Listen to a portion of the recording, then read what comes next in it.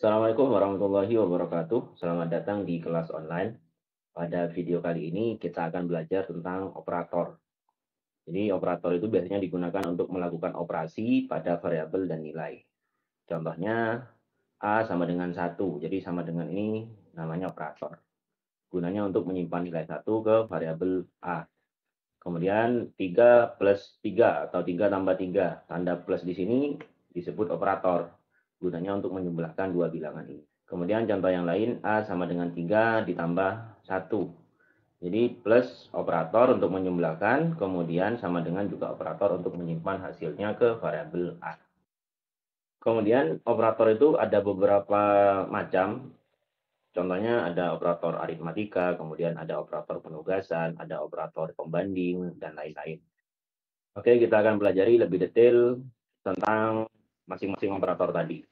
Oke, yang pertama adalah operator aritmatika. Jadi, operator ini digunakan untuk melakukan perhitungan matematika. Jadi, seperti tambah, kurang, kali, bagi, sisa bagi, pangkat, dan negasi. Kemudian di dalam beberapa bahasa pemrograman, mereka memiliki simbol operator aritmatika yang berbeda. Jadi, kalau dikelompokkan itu ada yang C-family, ada yang basic family. Dan logarithm ini support untuk kedua jenis operator ini. Selain itu, logarithm juga support dengan operator matematika. Tapi di sini karakter yang digunakan adalah karakter Unicode. Jadi ini susah kalau kita mau praktekkan karena beberapa simbol itu tidak tersedia di keyboard. Contohnya simbol kali, kemudian simbol bagi itu tidak ada di keyboard. Jadi ini tidak akan kita gunakan. Dan kemudian biar seragam, kita akan pakai yang basic family untuk praktek ke depan. Oke, langsung saja kita coba untuk praktek. Ini saya perbesar. Kemudian ini juga saya perbesar. Oke, untuk tambah dan kurang ini sudah kita praktekkan, jadi kita langsung saja ke kali. Jadi di sini untuk praktek saya akan pakai simbol output. Oke, untuk perkalian operator yang digunakan adalah operator bintang. Oke, tinggal klik dua kali. Contoh 3 kali 3. Jadi di sini pakai tanda bintang. Oke, kalau saya jalankan hasilnya adalah 9. Kemudian untuk bagi pakai tanda garis miring. Jadi contoh 3 bagi 2. Oke, hasilnya 1,5.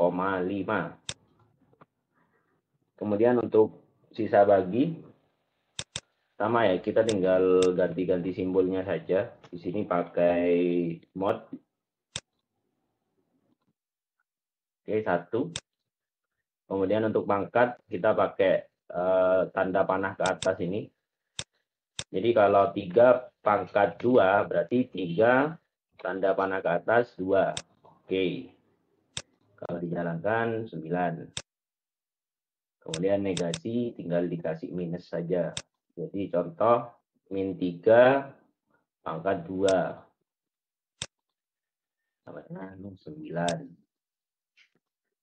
Oke, selanjutnya prioritas operator aritmatika. Jadi seandainya dalam satu proses perhitungan itu terdapat beberapa operator aritmatika, mana dulu yang akan didahulukan untuk dihitung. Jadi konsep ini sebenarnya sama dengan konsep matematika yang kita pelajari ya. Jadi untuk urutan prioritasnya adalah pertama tanda kurung dulu, kemudian tanda pangkat atau eksponen, kemudian kali, bagi, dan modulus, dan yang terakhir adalah tambah dan kurang. Jadi contoh seperti ini, 3 ditambah 2, kemudian dikali 2. Jadi kalau menemukan seperti ini, program atau aplikasi akan menghitung yang ini dulu, yang perkalian dulu, kemudian hasilnya akan ditambah 3. Kenapa? Karena memang perkalian itu lebih diprioritaskan daripada penjumlahan. Oke, kita coba. Oke, hasilnya 7 ya. 2 kali 2, 4, kemudian ditambah 3 sama dengan 7. Kemudian, kalau kita ingin memaksa aplikasi untuk mendahulukan yang ini, penjumlahan, kita tinggal tambah kurung. Jadi karena kurung itu adalah prioritas pertama, jadi ini yang akan dihitung pertama. Oke, kita coba dan jalankan, hasilnya adalah 10. 3 tambah 2, 5, kemudian kali 2 sama dengan 10. Selanjutnya adalah operator pembanding atau relasi. Operator ini biasanya digunakan untuk membandingkan dua nilai.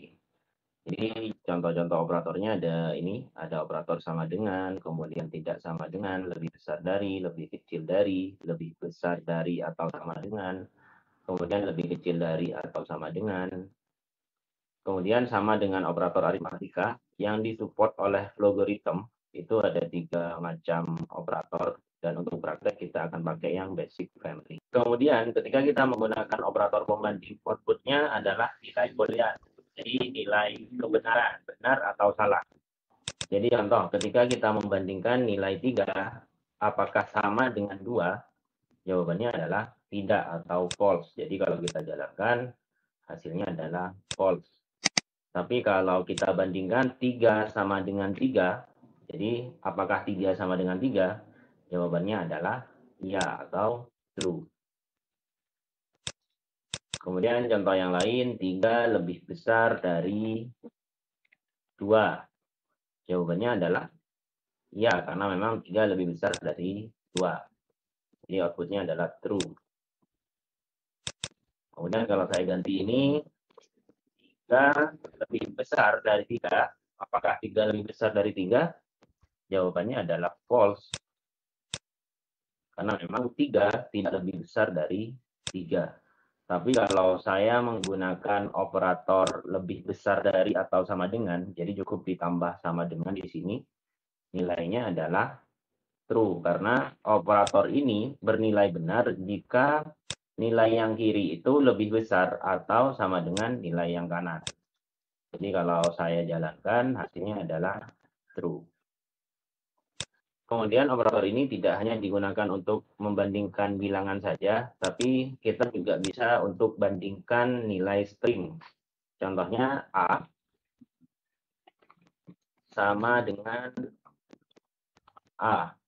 Jadi apakah A sama dengan A? Jawabannya adalah true. Tapi kalau nilai yang kedua saya ganti A1 contohnya. Apakah A sama dengan A1? Jawabannya adalah tidak. Jadi catatannya sama ya. Kalau kita ingin membandingkan string, kita harus menggunakan tanda petik. Kemudian operator pembanding ini biasanya digunakan di percabangan. Jadi di percabangan itu untuk mengecek kondisi, biasanya kita menggunakan operator ini. Dan untuk percabangan sendiri kita akan bahas di video selanjutnya. Selanjutnya adalah operator logika. Operator ini digunakan untuk membandingkan dua kondisi. Jadi di sini ada 3 operator, AND, OR, dan NOT. Kalau AND itu akan bernilai benar jika semua kondisi benar, kemudian kalau OR akan bernilai benar jika salah satu kondisi benar, dan NOT itu membalik hasil. Yang benar akan jadi salah dan yang salah akan jadi benar. Oke, contoh analoginya seperti ini. Jadi saya punya sebuah kalimat, jika rajin dan bisa, maka lulus. Kemudian kalimat yang kedua, jika rajin atau bisa, maka lulus. Jadi pada kalimat pertama saya menggunakan operator AND atau DAN ya.